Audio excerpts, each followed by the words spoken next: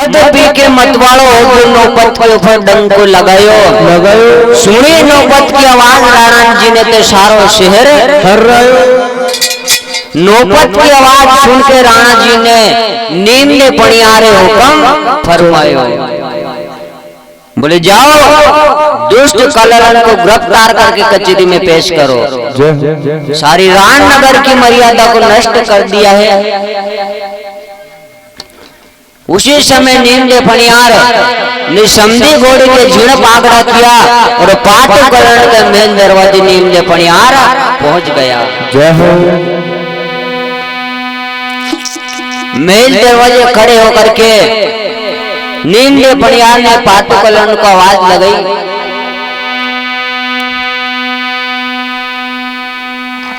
अब जैसे ही पाटू कलण ने महल का फाटक खोला तो विचार किया, बोले राणा जी का छोटा भाई नींद फणियार आए हैं। इस भाड़ जी की सेवा खातिर में मैंने अच्छी सेवा की थी और आज इस भाड़ जी ने मेरे ऊपर एक नई उलझन डाल दी हो। नींद फणियार कहने लगा, बोले कललन नौबत के ऊपर डंका क्यों लगवाया? पातू कलन कहने लगी, बोले कंवर साहब मैं नौबत के ऊपर डंका क्यों लगवाऊंगी? बोले फिर आवाज कहां से आई? बोले एकदम मैं भी सोच रही थी कि आवाज कहां से आई। पातू कलन कहने लगी, बोले कंवर साहब देखो 2, 4, 8, 10 दिन से वर्षा बहुत ज्यादा हो रही है, तो नौबत पुरानी दीवार के पास में रखी हुई थी, तो वर्षा ज्यादा होने के कारण 5-10 ईंटें नौबत के ऊपर गिर गई है। और आप विश्वास नहीं हो तो चल करके देख लो। आप तो मैं आपसे झूठ थोड़ी बोल रही हूं। अब जो सूर्य योद्धा होते हैं साहब, वो स्त्री के ऊपर ब्राह्मण के ऊपर कभी हाथ नहीं उठाते हैं। नींद फणियार ने विचार किया, बोले ठीक है 8-10 दिन से वर्षा ज्यादा हो रही है, पुरानी दीवार थी 1-2 ईंटें गिर गई हो गई और ठीक है आवाज आ गई होगी। बोले ठीक है ऐसा है तो कललन दरवाजा बंद कर लो। अब तो साहब कललन ने दरवाजा बंद किया, पातू कललन के चेहरे पे भी चमक आ गई साहब।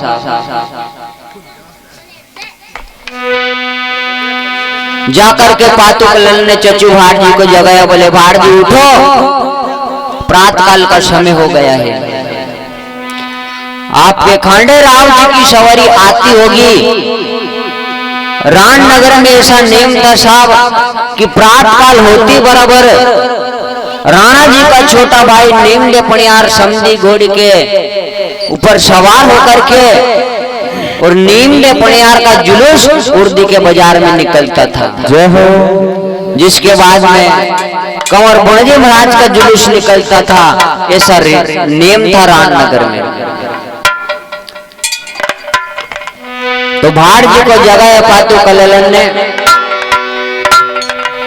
अब चचू भाड़ जी छाने चुपके से पातू कललन के मेल दरवाजे से निकल करके और देखो उर्दी के बाजार में आ गया। अब इधर राणा जी के छोटे भाई नींद फणियार का जुलूस आ रहा है।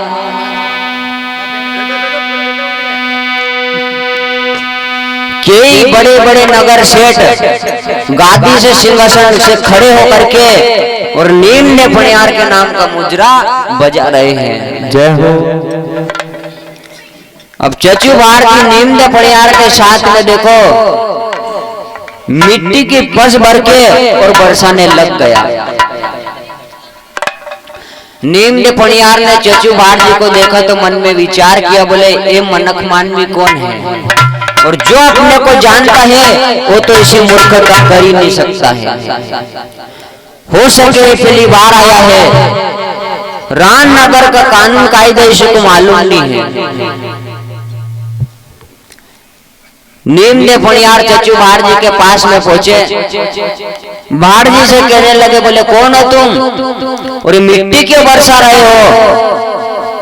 चचू बाहर जी ने कहा, बोले कंवर साहब मैं मिट्टी इसलिए बरसा रहा हूँ कि यह बगड़ावतों ने 80 रुपये लुटाई थी, यह 24 भाइयों ने दान दिया था, तो मैं मिट्टी इसलिए बरसा रहा हूँ कि हो सके मुझे इस मिट्टी में से 1-2 रुपये मिल जावे, तो जो मैं नशा करता हूँ मेरे नशा के पान हो जावे और मेरा बुरा दिन पार हो जावे।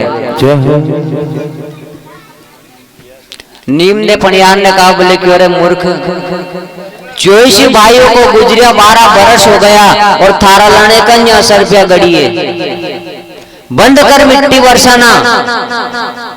वो पहली बात तो बोले तू नशा काहे का करता है। चचू भारती ने कहा, बोले कंवर साहब मैं तो अफीम को करूं। बोले नशा करने के लिए तेरे को कितनी अफीम चाहिए। बोले मेरे को अकेला को करवाओगे कि सब परिवार को। बोले सब परिवार मैंने नहीं देखा है, मैं तो तेरे से बात कर रहा हूँ कि तेरे को नशा करने के लिए कितनी अफीम चाहिए। बोले कंवर साहब मेरे अकेले के लिए तो 100 मन काफी है। नीम दे पनियार ने कहा, बोले क्यों रे मूर्ख, 100 मन मैंने किसी को अन्न खाते नहीं देखा और तू 100 मन अफीम की बात कर रहा है। चचू भारती कहने लगा, बोले कंवर साहब आप ही विश्वास नहीं हो तो अजमलो नहीं, आप तो मार तो रोज को यही काम है। बोले 100 मन अफीम खा करके तुम मर गया तो बोले आपके ऊपर कोई इंजाम नहीं आएगा, और यदि मैंने 100 मन अफीम खा ली तो उसका दाम कौन देगा। नीम ने पनियार ने कहा, बोले उसका दाम मैं चुकाऊंगा। अब राजघर की बात साहब, राजहट तिरियाहट बालहट बहुत महान होया करे। राणा जी का छोटा भाई नीम दे पनियार ने पातू कलन के मेल दरवाजे 100 मन अफीम का ढेर लगवा दिया। बोले ले मान में तुझे खाना होगा, ये तो आज मैं तुझे जिंदा नहीं छोड़ूंगा। चचू भारती कहने लगा, बोले देखो कंवर साहब उर्दी का बाजार चालू हो गया है, हर एक स्त्री पुरुष निकलने लगे हैं और भजन भोजन और भोग थोड़ा सा एकांत में होता है। और फिर नशों का 100 मन अफीम, यदि मैंने 100 मन अफीम का अमल किया, हो सके किसी की बुरी निगाह लग गई हो तो। नीम ने पनियार ने विचार करियो आपको 100 मन अफीम को अमल करेगो और हो सके किसी की बुरी निगाह लग गई हो तो कि अफीम छूट जाएगी। बोले मेरे चारों तरफ कन्नाथ की आड़त करवा दो। अब चचू भारती ने पातू कलन के मेल दरवाजे 100 मन अफीम का ढेर का आसपास कन्नाथ की आड़ करवा दी और कहा, बोले ले मान में तुझे खाना होगा, नहीं तो आज मैं तुझे जिंदा नहीं छोड़ूंगा। अब चचू भारती कन्नाथ के अंदर बैठा हुआ है साहब, देवनारायण भगवान के नाम का सुमरण कर रहा है। बोले हे दीनानाथ, आज मैंने यहाँ बहुत कल्डी शर्त ले ली है, 100 मन अफीम को ढील लग रही हमारा सामने और मैंने कभी जिंदगी में 25 ग्राम अफीम भी नहीं खाई है। आज मेरी जान आपके हाथ में दीनानाथ, नहीं तो आपके भाट जी का अंतिम प्रणाम स्वीकार करना। ऐसे चचू भाट जी कन्नाथ के अंदर बैठा हुआ देवनारायण भगवान के नाम का सुमरण कर रहा है।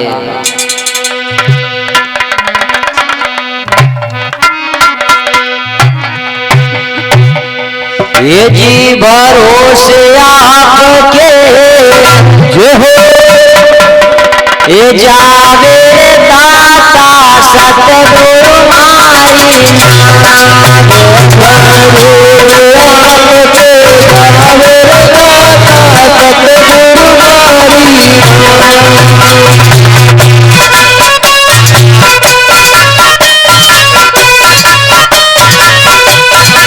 नाम, भरोसे आपके जावे